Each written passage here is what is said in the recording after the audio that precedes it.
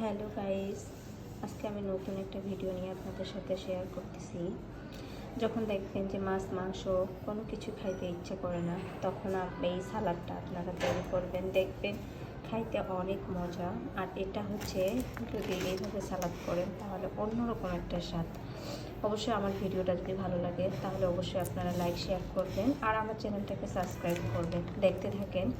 দেখতে পাচ্ছেন টমেটো, পেঁয়াজ, মরিচ কুচি আর এটা হচ্ছে শসা। দেখেন আমি এখন কী কী করবো। প্রথমে পেঁয়াজটা আর হচ্ছে মরিচ কুচি হালকা লবণ দিয়ে আমি এটা ভালো করে মিক্স করে নিচ্ছি।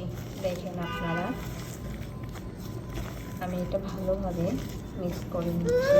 দেখেন এরপরে এখন আমি শসাটা মিক্স করে নিব। তার আগে তেল দিব। দেখেন তেল দিচ্ছি পরিমাণ মতো করে।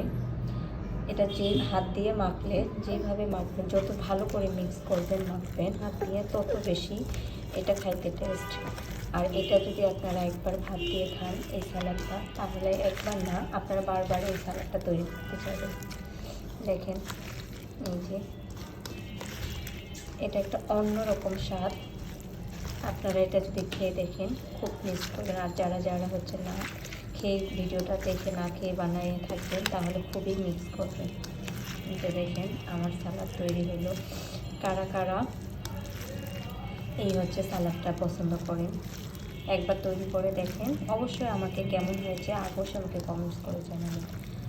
এই যে দেখেন এটা অন্যরকম। এটা আপনারা পোলা দিয়ে ভাত দিয়ে, এটা আমরা ভাত দিয়ে খাবো।